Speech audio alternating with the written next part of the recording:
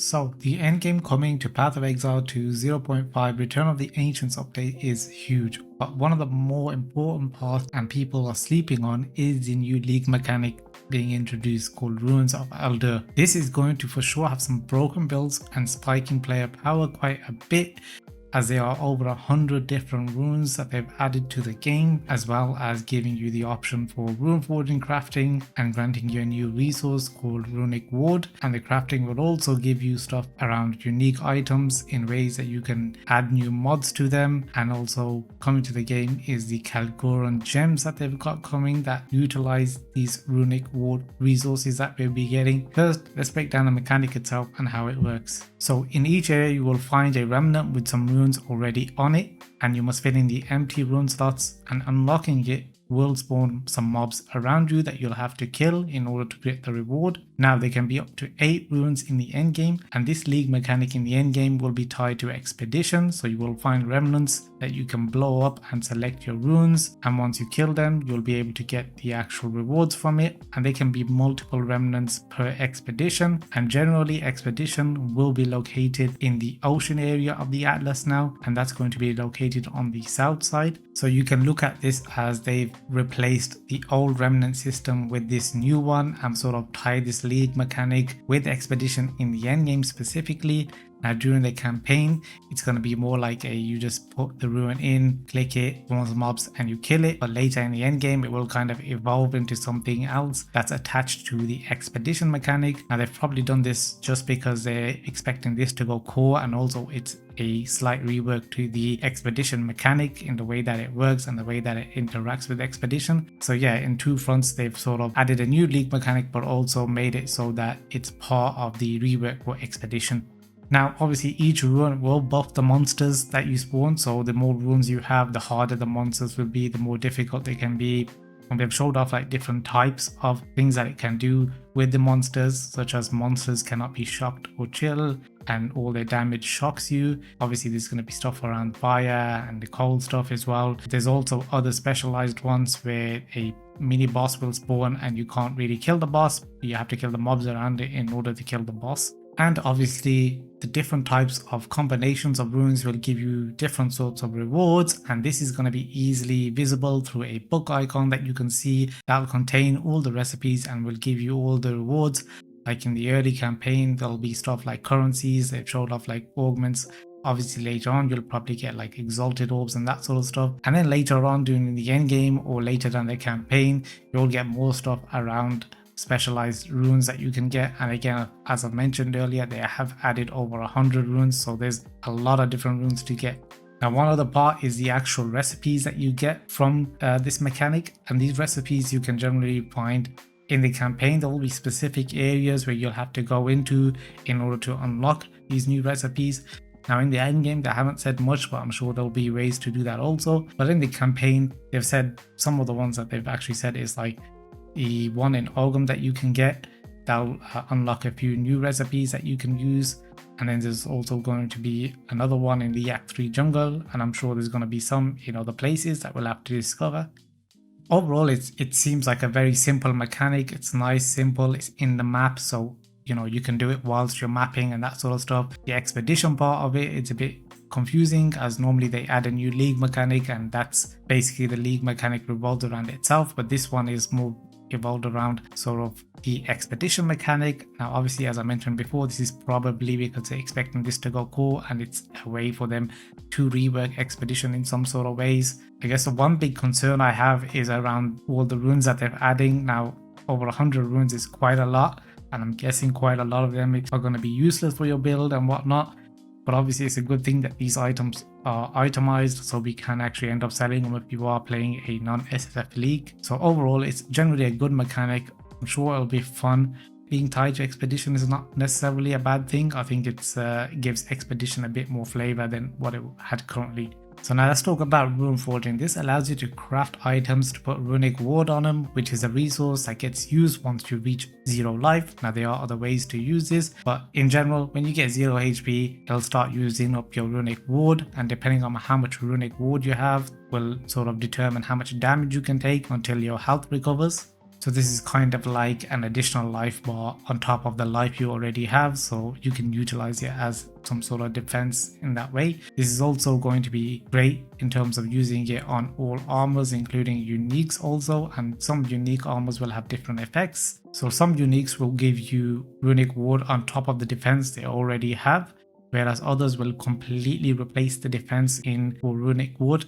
So now an example of this is like the brass dome that they've showed. This had a certain amount of armor beforehand, but once you runeforge it, the armor gets removed and replaced by this Runic Ward. But again, there's other unique armors and other armors in general where it will just have the armor and then it'll have Runic Ward on top of that.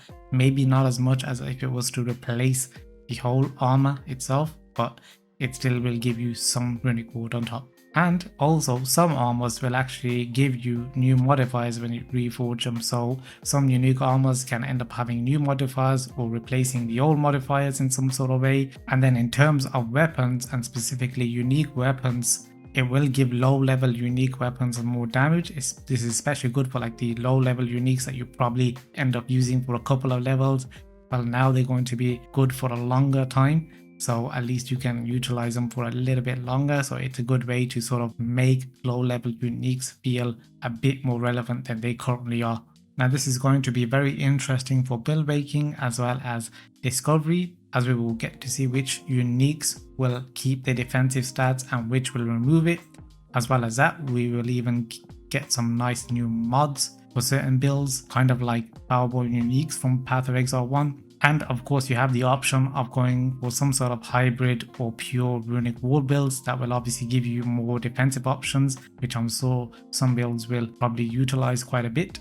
Overall, I think this is a good new sort of reward structure to add in terms of the crafting options that it gives you and the ones that are available currently, as this is going to make some uniques feel really good, especially maybe even in the end game. But obviously if you do get a unique at low level or a weapon unique specifically, you can at least upgrade it to get it more damage, which I'm sure will open up some more build options, especially whilst leveling.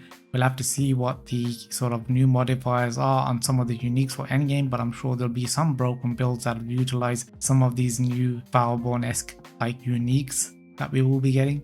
And any sort of mechanic like this in general that grants sort of some new layers of defense, as well as switching up some of the mods for the uniques and that sort of stuff, will improve build diversity quite a bit. So I'm expecting to see quite a few different builds utilizing some of these new Runeforged uniques. So let's talk about some of the new crafting options. So obviously they're adding a ton of new crafting runes that will be coming to this league, and that'll be nice for some crafting options that we have. Some of the ones that they've shown are stuff like the Path of Exile that can be used on a staff or a wand to change the lightning and fire modifiers on a weapon to cold mod to make you have sort of a weapon with big cold damage. I'm sure there'll be other ones that will do the reverse, so that they'll change sort of your cold and fire mod and give you a big lightning damage mod on a weapon. So stuff with triple elemental damage on it can be converted into one type, and a much larger one at that. And they've also showed stuff like the Kalguuran's Epiphany that removes all rune sockets for a dual socket, so obviously making the player power go up quite a bit here with this sort of craft. Also there's other crafting policy called Allies that will remove a mod to guarantee a specific mod. So one example that they've showed is an imbued alloy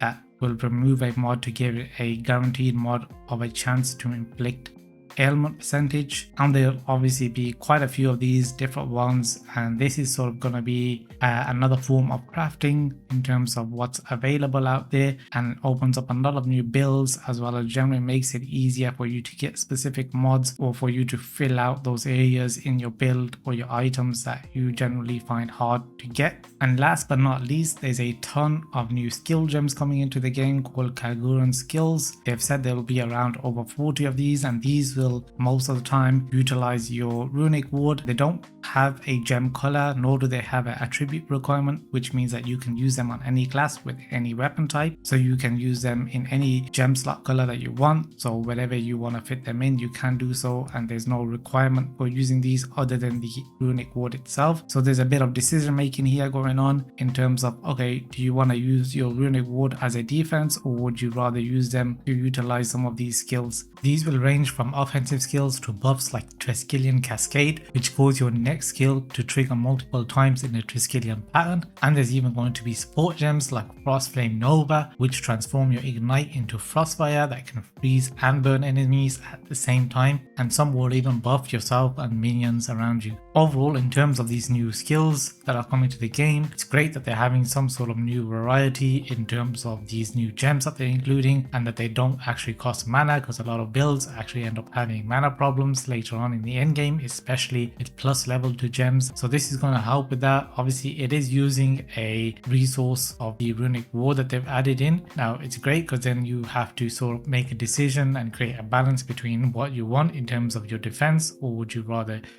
spam click some of these skills. And this is kind of similar to what they've done in Path of Exile 1 with the Bald skills in that sense, but those are work slightly differently, but it's a different variation on skills and how they get used. And obviously it helps a lot that these gems don't have a color or attribute requirements, so we can just fill them in whenever and wherever you want, and you don't have to necessarily worry about any weapon type. So it's a great new addition to the game, and I think there's going to be a lot of nice skills and probably some busted combinations with other existing skills. Overall, the patch brings in massive endgame changes, and obviously it's going to change a lot of the game in the endgame for a lot of players. There's going to be whole new grinds that you have to do in terms of the new mechanic and the existing mechanics that are being reworked, and the way that we're going to be shifting in terms of how you build your characters and how you utilize the ward resource. And they're having 40 plus new skills that you can use. These will obviously unlock and create new different builds, types of builds that people can use, and new combinations of skills that people can use. And then you also have the 100 plus new runes that you'll be acquiring in different types of ways. Now obviously you're probably not going to utilize them all, and there's probably going to be some stash tab for these, which is great, but because they're itemized, you can sell them if you're playing on a trade league. That's great. Overall, I'm very excited for this new endgame league mechanic and how it's going to work. I'm very interested to see how it's going to work with Expedition and how it feels being baked into Expedition.